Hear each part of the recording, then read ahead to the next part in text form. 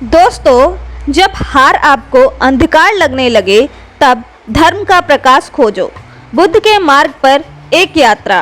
प्रिय मित्रों, प्यारे साथियों, आप जो इस पल शायद जीवन के बोझ के तले दबे हुए हैं, जिनके कंधों पर असफलता का भारी पत्थर रखा हुआ है, जिनके हृदय में निराशा का घना अंधकार छा गया है और जिन्होंने शायद अपने मन में यह स्वीकार कर लिया है कि अब सब खत्म हो गया है, कि अब आगे बढ़ने का कोई रास्ता नहीं है, कि आपने हार मान ली है।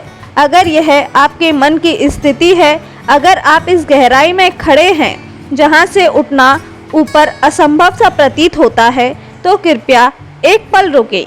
अपनी सारी पीड़ा, अपनी सारी निराशा, अपनी सारी हताशा के साथ इस क्षण में मेरे साथ रहें, क्योंकि आज मैं आपके साथ गौतम बुद्ध के उन अनमोल वचनों को और शिक्षाओं को साझा करने आई हूँ, जो न केवल हार के इस अंधकार को चीर सकते हैं, बल्कि आपको भीतर से इतना शक्तिशाली बना सकते हैं कि भविष्य में आने वाली कोई भी चुनौती आपको तोड़ ना सके।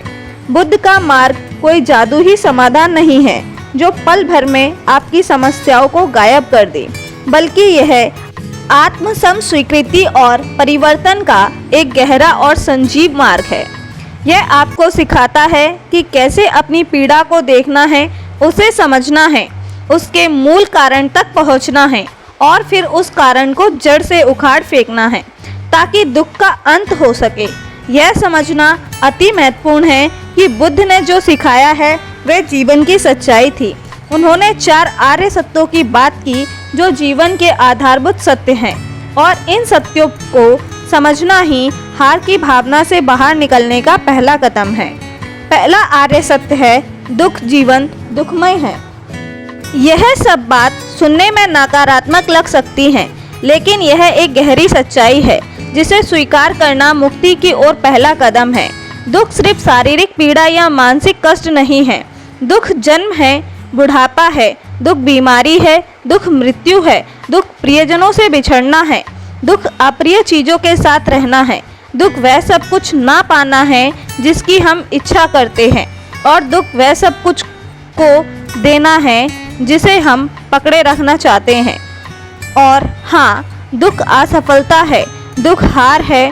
दुख जब हम किसी लक्ष्य को पाने के लिए प्रयास करते हैं और असफल होते हैं, जब हम किसी रिश्ते में अपना सब कुछ दे देते हैं और वह टूट जाता है, जब हम कोई सपना देखते हैं और वह बिखर जाता है, तब हमें दुख होता है। दुख यह जीवन का एक अनिवार्य हिस्सा है जिसे कोई भी चाहे वह कितना भी शक्तिशाली, कितना भी अमीर, कितना भी ज्ञानी क्यों ना हो, पूरी तरह से बच नहीं सकता। बुद्ध ने हमें यह कहकर निराश नहीं किया कि जीवन दुखमय है, बल्कि उन्होंने हमें यह सच्चाई से अवगत कराया है ताकि हम दुख के प्रति अपनी प्रतिक्रिया को बदल सकें। उन्होंने बताया कि हम यह स्वीकार कर लेते हैं कि दुख जीवन का हिस्सा है, तो हम उस दुख से लड़ने, उसे नकारने या उससे भागने की कोशिश करना बंद कर देते हैं। और लड़ने, नकारने या भागने की यही कोशिश अक्सर हमारे दुख और पीड़ा को बढ़ा देती है। हार महसूस करना दुख का एक स्वरूप है। यह उस अपेक्षा का दुख है जो पूरी नहीं हुई, उस प्रयास का दुख है जिसका फल नहीं मिला, उस पहचान का दुख है जो असफल होने पर हिल जाती है। इस दुख को स्वीकार करें, इसे देखे बिना इसे अच्छा या बुरा कहे। बस इतना जाने कि इस पल में आप दुख का अनुभव कर रहे हैं और यह ठीक है, यह मानव होने का हिस्सा है। दूसरा आर्य सत्य है, दुख का कारण। बुद्ध ने सिखाया कि दुख आकस्मिक नहीं है, इसका एक कारण है। वह कारण है तृष्णा, चाहना, लोभ, आसक्ति। हम चीज़ों को चाहते हैं, अनुभवों को चाहते हैं, लोगों को चाहते हैं। हम चाहते हैं कि चीज़ें वैसी ही हों जैसी हम चाहते हैं, और हम चाहते हैं कि वे वैसी ना हो जैसी वे हैं। जब हम किसी लक्ष्य को प्राप्त करने की तीव्र इच्छा रखते हैं, तृष्णा, और उसे प्राप्त नहीं कर पाते, तो हमें दुख होता है। जब हम हार से बचना चाहते हैं, विद्वेष, जो तृष्णा का ही दूसरा पहलू है, ना चाहना और हार जाना, तो हमें दुख होता है। यह हमारी चाहतें और हमारी आसक्ति ही हैं जो हमें दुख से बांधती हैं। हम सफलता से चिपक जाते हैं, हमारी पहचान से चिपक जाते हैं और जो सफलता से जुड़ी होती हैं उस विषय से चिपक जाते हैं जिसकी हमने कल्पना की थी। जब यह हमारी पकड़ से छूट जाता है, जैसा कि जीवन की अनियमितता के कारण निश्चित रूप से होना ही है, तो हमें दुख होता है। हार महसूस करना इस बात का संकेत है कि आपने किसी परिणाम, किसी अपेक्षा, किसी पहचान से स्वयं को गहराई से जोड़ लिया था। आपने चाहा था कि कुछ और वह कुछ हुआ नहीं। आपने चाहा था कि आप कुछ हो सफल, बिजी और आगे लगा कि आप वह नहीं कर रहे। यह चाहना ही दुख का मूल रूप है। इस चाहना को पहचानना हार की भावना से मुक्त होने का दूसरा कदम है। अपनी उन चाहतों को देखें जिन्होंने आपको इस हार की भावना में डुबो दिया है। क्या यह सफलता की चाहना थी? क्या यह दूसरों की स्वीकृति की चाहना थी? क्या यह किसी विशेष परिणाम पर निमंत्रण की चाहना थी? यह चाहतों को देखने से पहले आपको यह समझने में मदद मिलेगी कि आपकी पीड़ा बाहरी घटनाओं से उतनी नहीं उपजी जितनी आपकी अपनी आंतरिक प्रतिक्रियाओं और आसक्तियों से उपजी। तीसरा आर्य सत्य है दुख का निरोध, दुख का अंत। बुद्ध ने सिर्फ समस्याओं की बात नहीं की, उन्होंने समाधान भी बताया। उन्होंने सिखाया कि दुख का अंत संभव है। यह अंत तृष्णा के पूर्ण क्षय से आता है। जब हम चाहना, लोभ, आसक्ति और विदेश से मुक्त हो जाते हैं तो दुख का अंत हो जाता है। इसका मतलब यह नहीं कि हम भावनाओं से रहित हो जाते हैं या लक्ष्य बनाना छोड़ देते हैं। इसका मतलब है कि हम परिणामों से अपनी खुशी को नहीं छोड़ते। हम चीज़ों को वैसे ही स्वीकार करते हैं वे जैसी हैं और हम अपनी आंतरिक शक्ति को बाहरी परिस्थितियों पर निर्भर नहीं रहने देते। हार का अनुभव दुखदाई होता है क्योंकि हम हार को मैं से जोड़ लेते हैं। मैं असफल हूँ, मेरी कोई कीमत नहीं है क्योंकि मैं हार गया हूँ। दुख के निरोध का अर्थ है इस पहचान से मुक्ति। इसका अर्थ है यह समझना कि हार एक घटना है, कोई व्यक्ति नहीं। यह समझना कि असफलता किसी विशेष प्रयास का परिणाम है, आपके संपूर्ण अस्तित्व का मूल्यांकन नहीं। जब आप इस दृष्टिकोण को अपनाते हैं तो हार का डंक कम हो जाता है। आप अभी भी परिस्थितियों को देख सकते हैं, उससे सीख सकते हैं, लेकिन वह आपको परिभाषित नहीं करती, वह आपको डुबोती नहीं है। दुख का अंत इस पल में संभव है जब आप अपनी चाहनाओं और आसक्तियों के प्रति जागरूक होते हैं और उन्हें धीरे धीरे छोड़ना सीखते हैं। चौथा आर्य सत्य है दुख के निरोध का मार्ग। बुद्ध ने केवल यह नहीं बताया कि दुख का अंत संभव है, उन्होंने वह मार्ग भी बताया जिस पर चलकर दुख का अंत प्राप्त किया जा सकता है। यह मार्ग है आर्य अष्टांग मार्ग। यह वही व्यापारिक पथ है जिस पर चलकर आप हार की भावना से बाहर निकल सकते हैं और भविष्य में आने वाली चुनौतियों का सामना अधिक शांति और समझ के साथ कर सकते हैं। यह मार्ग 8 अंगों से मिलकर बना है और यह सभी एक अंग दूसरे के समर्थन करते हैं। यह अंग है साम्यक दृष्टि, सही समझ, साम्यक संकल्प, सही विचार, इरादा, साम्यक वचन, सही वाणी, साम्यक कर्म, सही कर्म, साम्यक आजीविका, सही जीवन यापन, साम्यक व्यायाम, सही प्रयास, साम्यक स्मृति, सही स्मृति जागरूकता और समय समाधि, सही एकाग्रता। आइए देखें कि यह अंग आपको हार की भावना से निकालने में कैसे मदद कर सकते हैं। पहला अंग है साम्य दृष्टि, सही समझ। यह आर्य सत्यों की समझ है, यह जीवन की अनियमितता की समझ है। यह समझना कि सब कुछ लगातार बदल रहा है, आपकी वर्तमान स्थिति स्थायी नहीं है, आपकी हार की भावना स्थायी नहीं है, आपकी पीड़ा स्थायी नहीं है। जैसे रात के बाद दिन आता है वैसे ही मुश्किल समय के बाद बेहतर समय भी आता है। लेकिन इससे भी गहरा यह समझना है कि आप स्वयं ही अनियत हैं। मैं जो हार गया हूँ यह एक स्थायी पहचान नहीं है, यह एक क्षणभंगुर अनुभव है। साम्यक दृष्टि यह भी समझना है कि कोई स्थायी मैं या मेरा नहीं है, अन्यथा आपकी सफलता आपके सुख का हिस्सा नहीं है।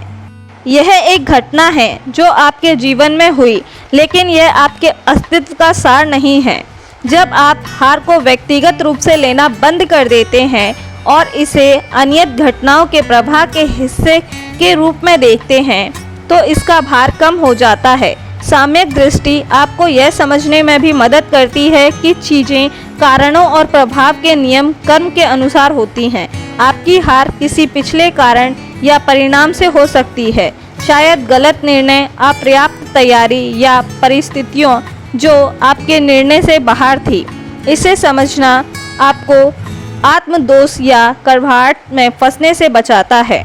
आप कारणों को देखते हैं, उनसे सीखते हैं और जानते हैं कि आपके वर्तमान कार्य भविष्य के परिणाम निर्धारित करते हैं। आपकी कहानी अभी खत्म नहीं हुई। दूसरा अंग है साम्यक संकल्प, सही विचार या इरादा। जब आप हार मानते हैं तो आपके मन में अक्सर नकारात्मक संकल्प या विचार आते हैं।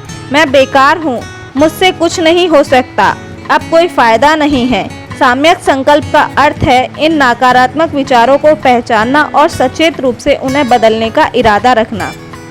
यह सत्य, अहिंसा और प्रेम के विचारों को पोषित करना। अपने प्रति सत्य रहे, अपनी असफलताओं को स्वीकार करें, लेकिन अपनी योग्यताओं को नकारें। अपने प्रति अहिंसक रखें, दुख को कोसना बंद करें, खुद को चोट पहुंचाना बंद करें। अपने प्रति प्रेमपूर्ण रहें, अपने दुख को स्वीकार करें और अपने आप को करुणा दें।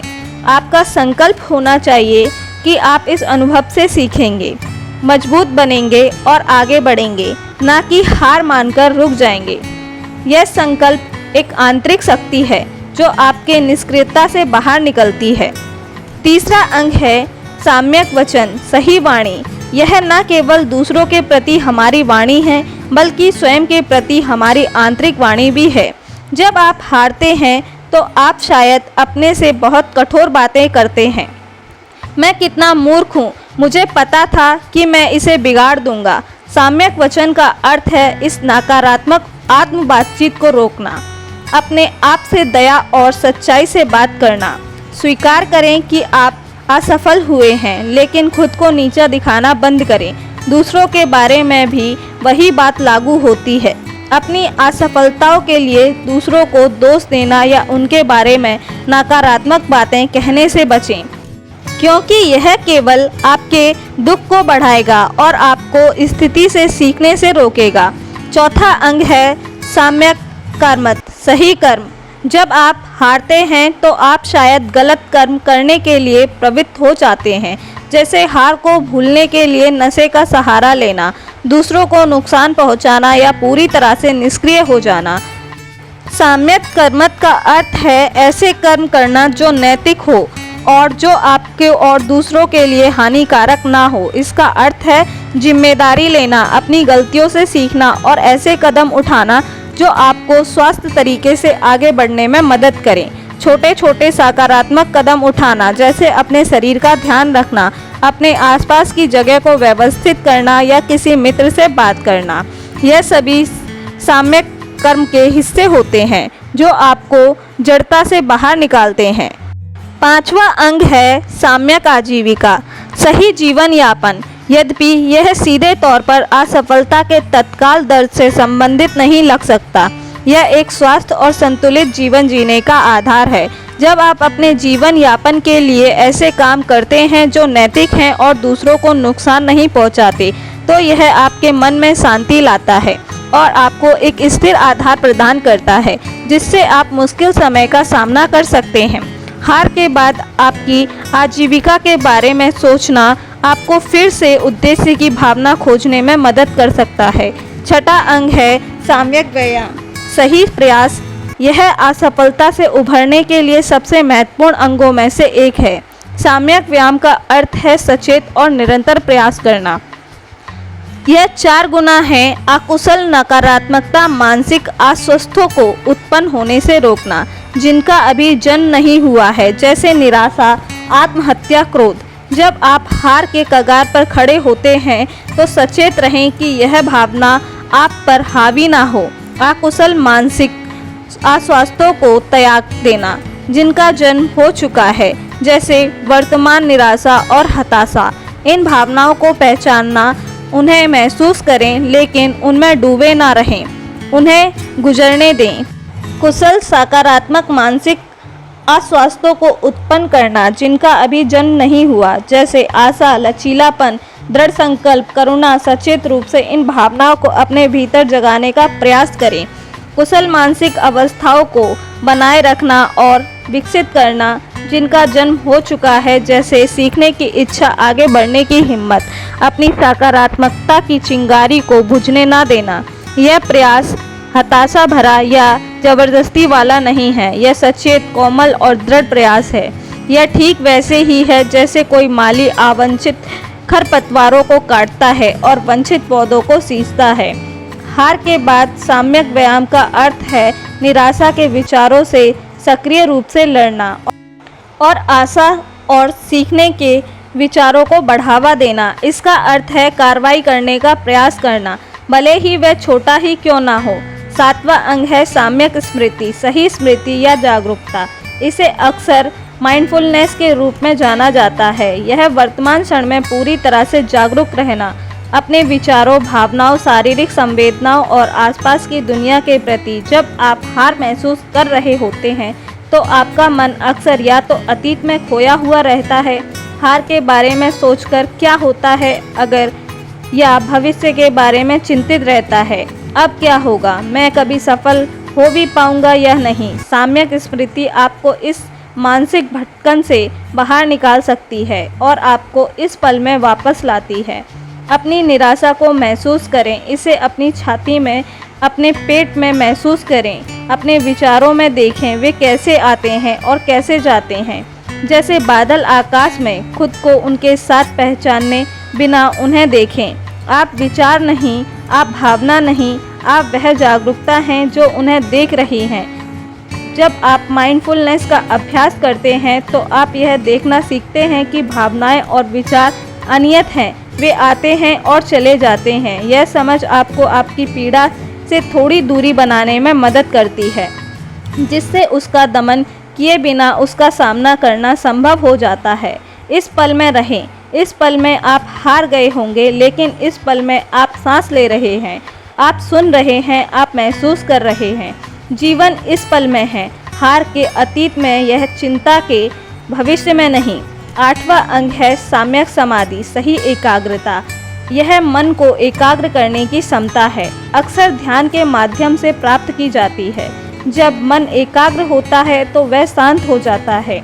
जब सब कुछ तय होता है तब आप अपने विचारों और भावनाओं के बवंडर में नहीं फंसते। शांत मन साम्यक दृष्टि को गहरा करने में मदद करता है और साम्यक स्मृति के अभ्यास को मजबूत करता है। जब आप हार के बाद शांत महसूस करने के लिए संघर्ष कर रहे होते हैं तो कुछ मिनट बैठकर अपनी सांस पर ध्यान केंद्रित करने का प्रयास करें। जब आपका मन भटक जाए, जैसा कि यह निश्चित रूप से होगा, खासकर जब आप परेशान हो, धीरे धीरे अपना ध्यान वापस अपनी सांस पर ले आएं। यह सरल अभ्यास आपके मन को शांत करने और आपको आंतरिक स्थिरता की भावना खोजने में मदद कर सकते हैं, भले ही बाहरी परिस्थितियां अस्थिर हो। तो मेरे प्यारे दोस्तों, जिसने हार मान ली है, यह बुद्ध का मार्ग जो आपको पुकार रहा है, यह आपको बताता है कि आपकी वर्तमान स्थिति दुख है, हाँ, लेकिन यह दुख अनियत है और इसका कारण आपकी चाहनाएं हैं और आसक्ति हैं। और सबसे महत्वपूर्ण बात यह आपको बताता है कि इस दुख का अंत संभव है और वह अंत आर्य अष्टांग मार्ग पर चलने से प्राप्त होता है। आप कह सकते हैं यह सब बहुत महान है, लेकिन मैं बहुत थक गया हूँ, मेरे पास अब लड़ने की ताकत नहीं बची है और मैं आपकी भावना को समझ सकता हूँ। हार थका देने वाली होती है, यह आत्मा को निचोड़ देती है, लेकिन बुद्ध का मार्ग जबरदस्ती के बारे में नहीं है, यह विवेकपूर्ण प्रयास के बारे में है। आपको पहाड़ों को हिलाने की जरूरत नहीं है, आपको बस एक छोटा सा कदम उठाना है। आज आपका साम्यक व्यायाम एक गहरी सांस लेना हो सकता है। आपका साम्यक स्मृति इस पल में अपनी कुर्सी को अपनी पीठ के पीछे महसूस करना हो सकता है। आपका साम्यक संकल्प सिर्फ यह तय करना हो सकता है कि आप आज अपने आप से थोड़ा और दयालु रहेंगे। हार आपको सिखा सकती है यह आपको दिखा सकती है कि आपकी आसक्तियां कहाँ हैं। यह आपको अपनी उम्मीदों और अपने लक्ष्यों पर पुनर्विचार करने का अवसर दे सकती है। यह आपको अपनी आंतरिक शक्ति का पता लगाने के लिए मजबूर कर सकती है जो अप्रकट होती है। जब बाहरी सहारा हटा लिया जाता है तब याद रखें, बुद्ध ने ज्ञान प्राप्त करने से पहले कई वर्षों तक संघर्ष किया था। उन्होंने असफलताएं देखी, उन्होंने निराशाएं देखी, लेकिन उन्होंने कभी सम्यक प्रयास नहीं छोड़ा। उन्होंने सम्यक स्मृति और सम्यक समाधि का अभ्यास किया। उन्होंने सम्यक दृष्टि विकसित की। अपनी हार को अंतिम सत्य के रूप में न देखें। यह सिर्फ एक कहानी का अध्याय है और इस अध्याय में भी सीखने और बढ़ने के अवसर छिपे हैं। सम्यक दृष्टि से इसे देखें। यह एक घटना है, कोई पहचान नहीं। सम्यक संकल्प लें, इससे सीखें, इससे मजबूत होने का रास्ता ढूंढें। सम्यक वचन बोलें, अपने प्रति दयालु बनें। सम्यक कर्म करें, छोटे सकारात्मक कदम उठाएं। सम्यक व्यायाम करें, निराशा का मुकाबला करें, आशा को पोषित करें। सम्यक स्मृति रखें, इस पल में रहें, अपनी भावनाओं को देखें, बिना उनमें डूबे। सम्यक समाधि का अभ्यास करें, अपने मन को शांत करने के लिए थोड़ा समय निकालें। यह एक यात्रा है, एक पल का समाधान नहीं। मार्ग पर चलते रहना महत्वपूर्ण है। जब आप गिरते हैं और आप शायद फिर से गिरेंगे, क्योंकि जीवन अनियत है, तो अपने आप को उठाएं, धूल झाड़ें और फिर से चलना शुरू करें। हर बार जब आप माइंडफुलनेस का अभ्यास करते हैं, हर बार जब आप किसी नकारात्मक विचार को जाने देते हैं, हर बार जब आप अपनी प्रति दयालु होते हैं, तो आप दुख के बंधन को कमजोर कर रहे होते हैं और मुक्ति की ओर बढ़ रहे होते हैं। हार आपको सिखाती है कि आपकी खुशी बाहरी सफलताओं पर निर्भर नहीं हो सकती। अगर आपकी खुशी इस बात पर निर्भर करती है कि आप कितने सफल हैं, तो आप हमेशा बाहरी परिस्थितियों के गुलाम बने रहेंगे। बुद्ध का मार्ग आपको सिखाता है कि सच्ची खुशी और शांति भीतर से आती है, अनित्यता को स्वीकार करने से, आसक्तियों को छोड़ने और जागरूक और नैतिक जीवन जीने से। जब आप इसे भीतर से पाते हैं तो बाहरी हार आपको उतना हिला नहीं सकती। आपकी अपनी कमजोरियों को स्वीकार करें, लेकिन अपनी आंतरिक शक्ति को कम मत आंकें। आपके भीतर बुद्धत्व की क्षमता है, जागृति की क्षमता, पीड़ा से मुक्ति की क्षमता। यह क्षमता हर किसी में होती है। हार का अनुभव उस क्षमता को जगाने के लिए एक शक्तिशाली उत्प्रेरक हो सकता है। यह आपको मजबूर करता है कि आप अपनी बाहरी पहचान और उपलब्धियों से हटकर आपसे आंतरिक परिस्थिति पर ध्यान दें, और आपको यह भी याद दिलाती है कि नियंत्रण एक भ्रम है। हम परिणामों को पूरी तरह से नियंत्रित नहीं कर सकते। हम अपनी कोशिश कर सकते हैं, हम बुद्धिमानी से कार्य कर सकते हैं, लेकिन अंत परिणाम कई कारकों पर निर्भर करते हैं, जिनमें से अधिकांश हमारे नियंत्रण से बाहर होते हैं। इस सच्चाई को स्वीकार करना आपको परिणामों से अपनी पहचान और आत्म मूल्य को अलग करने में मदद करेगा। आप अपनी कोशिशों पर ध्यान केंद्रित कर सकते हैं, अपने इरादों पर ध्यान केंद्रित कर सकते हैं, अपनी प्रतिक्रियाओं पर भी ध्यान केंद्रित कर सकते हैं, क्योंकि यह आपके नियंत्रण में है, परिणाम नहीं। हार के इस अनुभव को करुणा के अभ्यास का अवसर बनाएं। न केवल अपने प्रति करुणा, अपनी पीड़ा को स्वीकार करना और खुद को दया देना जैसे आप किसी अपने मित्र को देते हैं, बल्कि दूसरों के प्रति करुणा। शायद आपकी हार ने दूसरों को भी प्रभावित किया होगा। शायद आपके आसपास ऐसे लोग हैं जो अपनी हार से पीड़ित हैं। अपनी पीड़ा को देखकर आप दूसरों की पीड़ा को बेहतर ढंग से समझ सकते हैं और उनके प्रति अधिक दयालु हो सकते हैं। यह करुणा का विस्तार आपकी अपनी पीड़ा को कम करने में मदद करता है। याद रखें, आर्य अष्टांग मार्ग एक एकीकृत मार्ग है। यह सिर्फ ध्यान करने या नैतिक होने के बारे में नहीं है, यह जीवन के सभी पहलुओं को सही समझ और सही प्रयास के साथ जीने के बारे में है। जब आप हार महसूस कर रहे होते हैं तो हो सकता है कि आपको किसी एक अंग पर अधिक ध्यान केंद्रित करने की आवश्यकता हो। शायद आपको पहले साम्यक स्मृति पर ध्यान केंद्रित करना होगा, अपनी भावनाओं और विचारों को बिना निर्णय के देखना, या शायद साम्यक व्यायाम निष्क्रियता को दूर करने के लिए जानबूझकर छोटे छोटे सकारात्मक कदम उठाना, या साम्यक संकल्प अपने प्रति दयालु होने का इरादा करना। आगे का रास्ता कठिन लग सकता है और शायद यह होगा भी, लेकिन बुद्ध ने यह नहीं सिखाया कि मार्ग आसान होगा। उन्होंने सिखाया है कि यह संभव है। हजारों वर्षों से अनगिनत लोगों ने इस मार्ग पर चलकर दुख से मुक्ति पाई है। आप अकेले नहीं हैं। मानव अनुभव में हार, असफलता और निराशाएं सार्वभौमिक हैं। आप उस मानव समुदाय का हिस्सा हैं जिसने इस अनुभवों का सामना किया है और उनसे सीखा है। अपनी हार को एक शिक्षक के रूप में देखें। इसने आपको क्या सिखाया? यह आपको अपनी प्राथमिकता, अपनी उम्मीदों, अपनी आसक्तियों के बारे में क्या बताता है? क्या इसने आपको दिखाया है कि आपको अपने दृष्टिकोण में बदलाव लाने की ज़रूरत है? क्या इसने आपको सिखाया है कि आपको अपनी तैयारी, अपनी रणनीति में बदलाव लाने की ज़रूरत है? क्या इसने आपको सिखाया है कि आपको अपने आत्म मूल्य को बाहरी उपलब्धियों से अलग करने की ज़रूरत है? सम्यक दृष्टि से इन पाठों को सीखें और हार को अंत के रूप में ना देखें। यह एक मोड़ है, यह चौराहा आपके पास यह चुनने का अवसर है कि आप इस अनुभव पर कैसी प्रतिक्रिया देंगे। क्या आप डूब जाएंगे या आप इससे सीखेंगे, बढ़ेंगे और आगे बढ़ते रहेंगे? बुद्ध का मार्ग आपको आगे बढ़ने की शक्ति और ज्ञान प्रदान करता है। हर दिन छोटा अभ्यास करें। सुबह उठकर कुछ गहरी सांसें लें और अपनी जागरूकता को वर्तमान क्षण में लाएं। अपने दिन के दौरान जब आप हार से संबंधित नकारात्मक विचार या भावनाएं महसूस करें तो रुकें और उन्हें देखें। जैसे आप आकाश में बादल देखते हैं, उन्हें पकड़े नहीं, उन्हें धक्का ना दें, बस उन्हें देखें और उन्हें गुजरने दें। अपने आप से दयालुता रखें, अपने शरीर का ध्यान रखें। छोटे लक्ष्य निर्धारित करें और उन्हें पूरा करने का प्रयास करें, चाहे वे कितने भी छोटे ही क्यों ना हो। यह छोटे छोटे अभ्यास सम्यक स्मृति, सम्यक समाधि, सम्यक व्यायाम और सम्यक वचन के अभ्यास हैं। वे आपके भीतर लचीलापन और शक्ति का निर्माण करेंगे। यह यात्रा रात भर में पूरी नहीं होगी। इसमें धैर्य, दृढ़ता और करुणा की आवश्यकता होती है। अपने आप से धैर्य रखें। हार के बाद ठीक होने में समय लगता है। अपने आप से दृढ़ रखें, लेकिन कठोर नहीं। हर दिन अभ्यास करने का प्रयास करें, भले ही वह सिर्फ कुछ मिनटों के लिए ही क्यों ना हो। और सबसे महत्वपूर्ण बात, अपने आप से करुणा रखें। गहरा हो अंधकार तब एक विचार ही ज्योति जलाता है। मेरे प्यारे दोस्तों, मेरे साथियों, इस यात्रा को जीवन की अनिश्चितता राह पर आज मैं आपके साथ अपने हृदय की गहराइयों से एक ऐसे अनुभव को साझा करने आई हूँ जिसे शायद आप में से कई लोगों ने कभी ना कभी महसूस अवश्य किया होगा।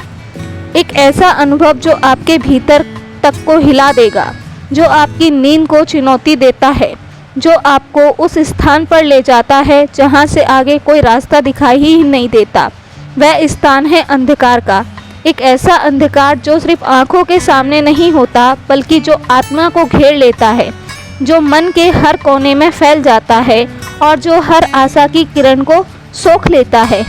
शायद आप भी उस अंधकार में रह रहे हो। वह अंधकार असफलता का हो सकता है, जब आपने अपना सब कुछ लगा दिया और परिणाम विपरीत आया। वह अंधकार निराशा का हो सकता है, जब सपने बिखर गए, रिश्ते टूट गए, स्वास्थ्य ने साथ छोड़ दिया। और वह अंधकार अकेलापन का हो सकता है, जब दुनिया की भीड़ में आप खुद को बिल्कुल अकेला महसूस करें।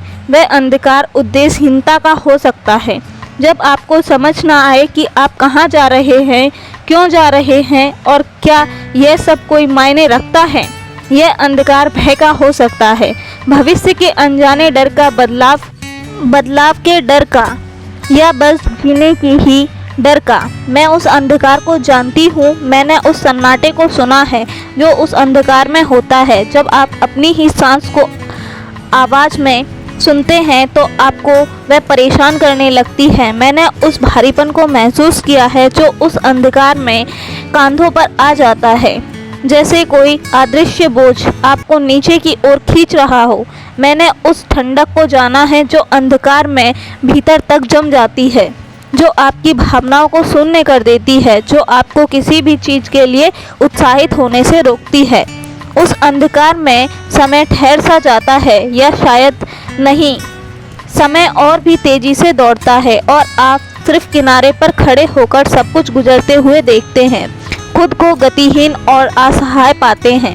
हर सुबह एक चुनौती होती है, बिस्तर से उठना एक पहाड़ चढ़ने जैसा लगता है। दुनिया से बातचीत करना, मुस्कुराना, सामान्य व्यवहार करना, यह सब एक नाटक बन जाता है। एक ऐसा नाटक जिसे खेलने की आप में कोई इच्छा शक्ति नहीं होती। उस अंधकार में मन नकारात्मक विचार मकड़ी के जाल की तरह बुनने लगते हैं। मैं काफ़ी अच्छा नहीं हूँ, मुझसे कुछ नहीं हो सकता, दुनिया मुझसे बेहतर है, मेरे साथ ही ऐसा क्यों होता है, अब कोई उम्मीद नहीं है। यह विचार आपको भीतर से कुतरते रहते हैं, आपकी रही हिम्मत को ख़त्म कर देते हैं और आप अपनी गलतियों पर अटके रह जाते हैं, अपनी कमियों पर ध्यान केंद्रित करते हैं और अपनी असफलताओं को ही अपनी पहचान बना लेते हैं। अंधकार इतना घना हो जाता है कि आप अपने भीतर की रोशनी को पूरी तरह से भूल जाते हैं। आपको लगता है कि आप हमेशा से ही ऐसे थे और हमेशा ऐसे ही रहेंगे। परिवर्तन असंभव सा लगता है। मुक्ति एक मिथ, खुशी एक दूर का सपना जो आपके लिए नहीं बना। आप शायद उस समय मदद मांगने से भी हिचकिचाते हैं, शर्म महसूस होती है, आपको लगता है कि आपकी समस्याएं बहुत छोटी हैं या बहुत बड़ी हैं जिन्हें कोई समझ नहीं पाएगा। आपको ऐसा लगता है कि आप एक बोझ बन जाएंगे, या शायद आपको लगता है कि मदद लेने का कोई फ़ायदा ही नहीं है, क्योंकि समस्या इतनी गहरी है कि आप उसे कोई हल ही नहीं कर सकता। आप खुद को और भी अलग थलग कर लेते हैं, अपने खेल में सिमट जाते हैं और अंधकार की पकड़ को और भी मजबूत कर लेते हैं। यही वह अवस्था है जब सब कुछ खोया हुआ लगे, जब हर तरफ सिर्फ दीवारें ही दीवारें हों, जब रास्ता खोजने की कोशिश भी बेईमानी लगने लगे, जब आप बस उस भारीपन और सन्नाटे में डूबते चले जा रहे हो। यह एक पिछड़ादायक अस्तित्व है जहां हर पल एक संघर्ष है और फिर भी लड़ने की कोई वजह दिखाई नहीं देती।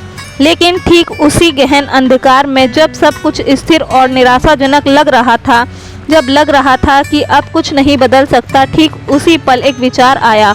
हाँ, एक विचार, कोई बहुत बड़ा चमत्कारी अनुभव नहीं, कोई आकाशवाणी नहीं, कोई अचानक से दुनिया बदल लेने वाली घटना नहीं, बस एक छोटा सा शांत और कभी कभी बिल्कुल अनअपेक्षित एक विचार।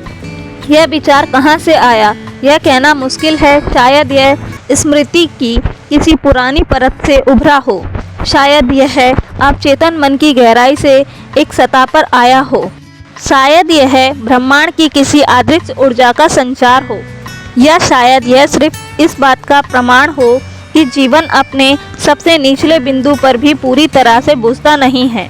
वह विचार क्या था, हर व्यक्ति के लिए अलग हो सकता है। मेरे लिए यह एक बहुत ही सरल विचार था। यह कुछ ऐसा था जिसने अंधकार की अखंड दीवार में एक छोटी सी दरार डाली। यह दरार इतनी छोटी थी कि शुरू में मुझे लगा कि मैंने सिर्फ एक कल्पना की है।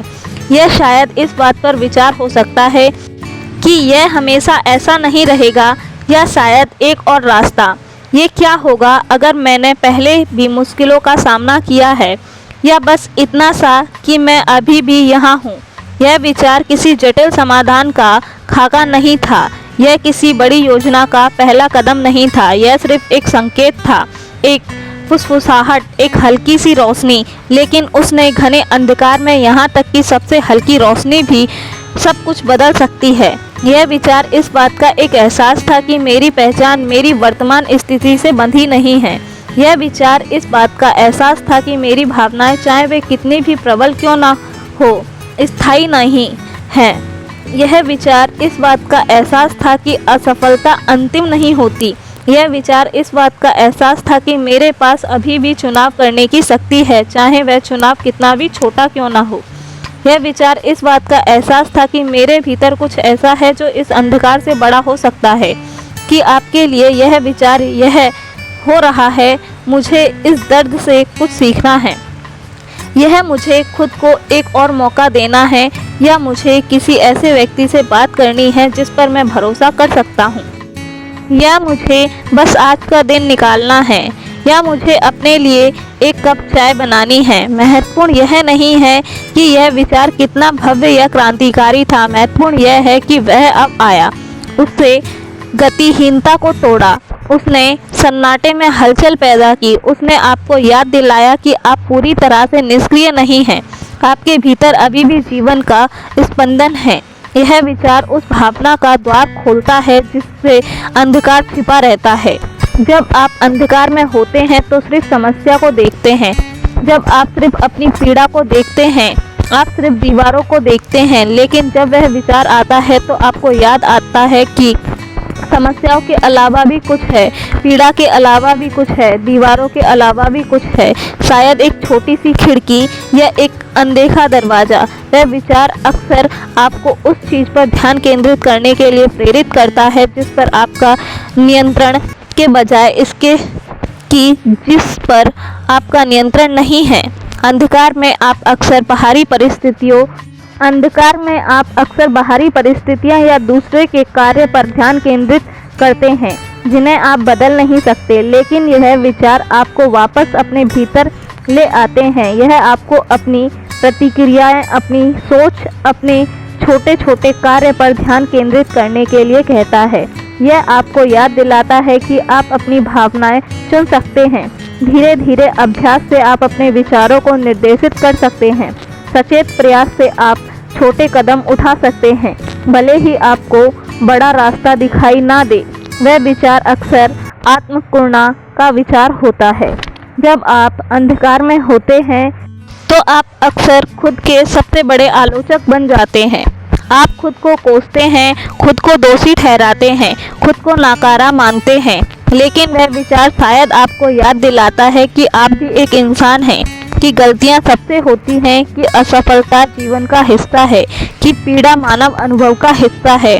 और यदि यह कि आप दर्द के लायक नहीं हैं, यह आपको अपने प्रति थोड़ा और दयालु होने के लिए कहता है। जैसा आप किसी प्रिय मित्र को सलाह देते हैं, वैसे ही खुद को सलाह देने के लिए कहता है। जैसे आप किसी पीड़ित व्यक्ति के प्रति सहानुभूति रखते हैं, वैसे ही खुद के प्रति सहानुभूति रखने के लिए कहता है। यह विचार खुद पर दया करने के लिए नहीं, बल्कि खुद के प्रति करुणा रखो। दोनों में बहुत बड़ा अंतर है। दया आपको निष्क्रिय बना सकती है, जबकि करुणा आपको उपचार और कार्रवाई की ओर ले जाती है। वह विचार अक्सर लचीलेपन का विचार होता है। यह आपको याद दिलाता है कि आप टूटे नहीं हैं, आप केवल मुड़े हुए हैं। यह आपको याद दिलाता है कि आपके भीतर मुश्किलों से उभरने की जन्मजात क्षमता है। यह क्षमता अक्सर तब छिपी रहती है जब तक आप उसे चुनौती ना दें। अंधकार सबसे बड़ी चुनौती हो सकता है, और यह विचार उस छिपी हुई क्षमता को जगाने के लिए पहली आहट होती है। यह आपको याद दिलाता है कि मानव इतिहास ऐसे लोगों से भरा पड़ा है जिन्होंने अपने जीवन से कठिन समय पर सामना करके कुछ नया किया है और वे मजबूत बने हैं। आप उस विरासत का हिस्सा हैं। आपके पूर्वजों ने अनगिनत अंधकारों का सामना किया है और जीवित बचे हैं। वह शक्ति आपके खून में है। वह विचार उस शक्ति का दावा करने के लिए कहता है। यह विचार आपको छोटे कदम उठाने के लिए प्रेरित करता है। जब आप अंधकार में डूबे होते हैं तो भविष्य एक भारी पहाड़ जैसा लगता है। आप सोच भी नहीं सकते कि आप उसे कैसे पार करेंगे। लेकिन वह विचार कहता है कि पहाड़ मत देखो, बस अगला कदम देखो। और अगला कदम क्या हो सकता है? शायद सिर्फ उठकर पानी पीना, शायद सिर्फ खिड़की खोलना, शायद सिर्फ एक पैराग्राफ पढ़ना, शायद एक छोटी सी लिस्ट बनाना। यह कदम कितने भी छोटे क्यों ना हो, वे जड़ता को तोड़ते नहीं हैं। वे आपको याद दिलाते हैं कि आप कुछ कर सकते हैं, और एक कदम दूसरे कदम की ओर ले जाता है। और धीरे धीरे आप पाते हैं कि आप चलना शुरू कर चुके हैं, भले ही कुछ धीमी गति से। वह विचार उद्देश्य की भावना की एक फुसफुसाहट हो सकता है। अंधकार अक्सर उद्देश्यहीन से भरा होता है। जब आप नहीं जानते कि आप क्यों जी रहे हैं या किसी के लिए प्रयास क्यों कर रहे हैं, तो हार मानना आसान हो जाता है। लेकिन वह विचार शायद आपको किसी ऐसी चीज़ की याद दिलाता है जो आपके लिए मायने रखती है। शायद कोई व्यक्ति जिसे आप प्यार करते हैं, शायद कोई कारण जिसमें आप विश्वास करते हैं, शायद कोई छोटा सा जुनून जिसे आपने भुला दिया था, शायद सिर्फ इतना सा कि आप इस दुनिया में एक अद्वितीय शक्ति हैं जिसका यहाँ होने का कोई ना कोई कारण है, भले ही वह अभी स्पष्ट ना हो। वह विचार उसे भूल और उद्देश्य की एक हल्की सी चिंगारी हो सकता है जो आपको आगे बढ़ने की थोड़ी सी ऊर्जा दे। यह विचार अक्सर दृष्टिकोण बदलने के बारे में होता है। अंधकार में आप सब कुछ नकारात्मक रूप से देखते हैं, समस्याएं असहनीय लगती हैं। आप एक ऐसी मानसिकता विकसित कर सकते हैं जो ऐसे विचारों के प्रति अधिक ग्रहणशील हो। आप जागरूकता का अभ्यास कर सकते हैं ताकि आप उस विचार की खुसखुसाहट को सुन सकें जब वह आए। आप जानबूझकर अपने मन को सकारात्मक, लचीलेपन और आशा के विचारों से पोषित कर सकते हैं ताकि अंधकार को अपनी जड़ें जमाने में मुश्किल हो।